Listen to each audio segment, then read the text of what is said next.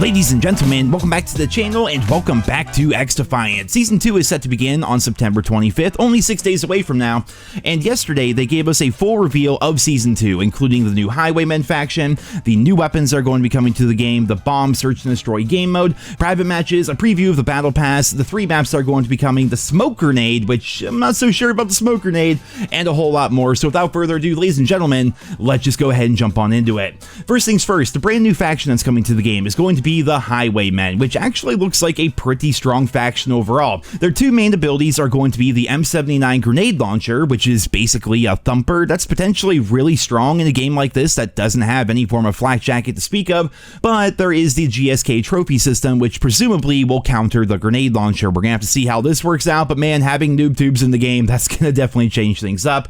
And then we have the scrap turret, which is going to be a 360-degree sentry gun. I don't imagine this is going to be as lethal as, say, a Call of Duty sentry gun, but it does look like it can be killed pretty quick. It can be shot at, and presumably it can be destroyed by EMP grenades or possibly even hacked by the DedSec faction.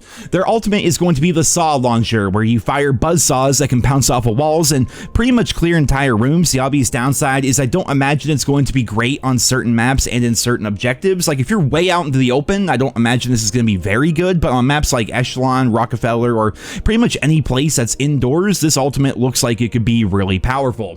What's also interesting is going to be their passive. They gain increased fire rate and reload speed when on kill streaks. Basically, you get your first kill, you then suddenly have faster fire rate and reload speed. You get your second kill, it gets even faster, and then your third kill will give you the max bonus for the passive. And they even showed a side-by-side comparison here of what a normal player looks like versus what a max Highwayman looks like.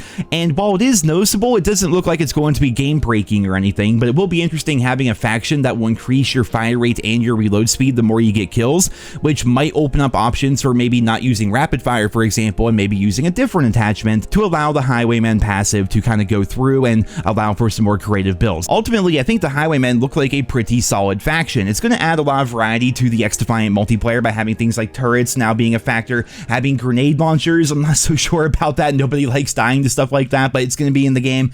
Their ultimate looks powerful, and their passive potentially could be pretty good as well. So overall, a new faction is always fun, and I'm interested to see how that is going to play out. When it comes to the new guns, we have 3 of them here. We have the PP-19 submachine gun, which is going to be the highest damage and highest headshot multiplier submachine gun in the game. It's basically going to be more of a high damage, kind of slower fire rate style of submachine gun as compared to the other ones, which are really just kind of bullet hoses, you know? But them coming out and saying that's the highest damage and the highest headshot multiplier and the fewest shots to kill in the SMG category, I'm curious how balance is going to work there. Obviously, one weapon has to be better than the rest, essentially, but if you throw on things like rapid fire, is that going to make this like an incredibly lethal submachine gun? I guess we're going to have to wait and see, but having a new SMG will be fun. We got a couple of assault rifles previously, we got a new sniper rifle, and now we have a new submachine gun. Next, we have the L86 light machine gun, which is going to be the fastest LMG in the game in terms of handling. They claim it's going to sort of cross the gap between an assault rifle and a light machine gun, which is good. I mean, the big downside to LMGs for a lot of people is they're slow and they're clunky, and you really just don't want to use them compared to a rifle. Maybe I'm just speaking for myself here, but I never really liked LMGs in shooter games. They slow me down too much, and the L86 is going to be a faster LMG, so that could potentially be pretty good. And then finally, we have the Spaz 12 shotgun. It's going to be semi-automatic. It can get one-shot kills, but more often than not, it's going to require 2 shots to kill, and that's fine. They say it's going to kind of bridge the gap between the M870 pump action and the AA12, like kind of something in between there, which is cool because now we have a semi-automatic shotgun, a full auto one, a pump one, as well as a double barrel. They're having basically the entire spectrum of shotguns within XDefiant, and it's the Spaz 12. I think people are pretty excited about the Spaz 12 coming to the game. Moving along here, we have the new 90-tier battle pass. We haven't seen an official reveal of what's going to be on there, but they did give us this teaser during the trailer. If I slow things down, you guys can see a bit more of what the skins are going to actually end up looking like. Next up here, we have the bomb game mode, known as search and destroy to most people. It's going to have a score limit of 6 rounds, and it looks like spectating is going to be in the 3rd person, though I think Mark Rubin did confirm on Twitter that that's just going to be the very beginning. Eventually, it's going to become 1st person. The reason why bomb or search and destroy took so long to come out in the first place was because they had to basically build it from the ground up to fit with this engine, and the hardest part was the spectating feature. So for right now, it's going to be 3rd person, but eventually it will be 1st person, and it doesn't look like there's going to be any restrictions to your abilities, which is interesting. I always kind of thought that if they introduced search and destroy into this game, that they would have to limit a couple of things, right? Some of the abilities just seem like they'd be crazy in search, but it looks like it's going to be all there, and it's going to be in casual playlist first, and then they're going to get their feedback from the community, and then eventually this is going to be added into ranked play. Next up, we have the multiplayer maps. Waterfront is going to be the launch map for Season 3, and then in Season, we're going to be seeing Signal, which looks pretty good, and then Air and Space, which looks freaking incredible. I won't lie to you guys, though, I'm a bit disappointed how they're doing the system again, where it's one map at launch, and then a month goes by, then another map comes out, then another month goes by, then another map comes out, right? It is nice to have that consistency in updates, therefore it's kind of always something to look forward to, but I feel like,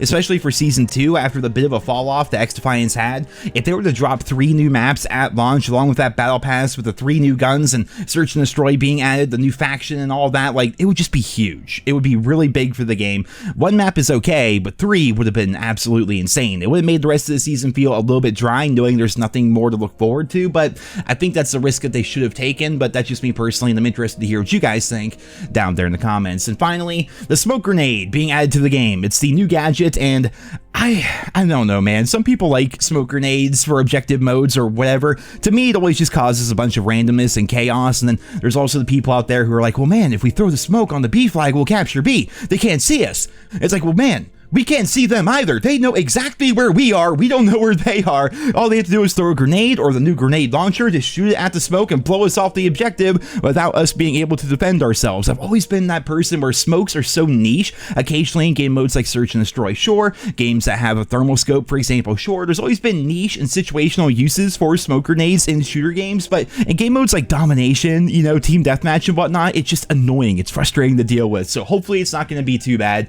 And ladies and gentlemen, there you guys have it. That's pretty much it for Season 2. They did give us the roadmap a couple of days ago, so we knew most of this was going to be coming. But one thing we did not know is coming is this Friday, which I suppose is tomorrow at the time of this video being posted, we're going to be able to test out Season 2 for XDefiant on PC only, unfortunately, for 3 hours. So I'm definitely going to be doing that tomorrow. I'll probably be streaming it over on my Twitch. Feel free to follow there. But yeah, that's pretty much it for this video here today. Season 2 looks good. It does. Like, the new weapons look awesome. The new faction sounds awesome. Having Search and Destroy is going to be huge. Objective score going into weapon XP, that is going to be huge. Like, there's a lot of positive updates and a lot of positive changes happening to XDefiant, so I'm excited for Season 2. It's less than a week away, and I'm curious to hear what you guys think about Season 2 down there in the comment section below. But ladies and gentlemen, that's it for this video here today. Thank you all so much for listening, and I hope you guys all have a wonderful day.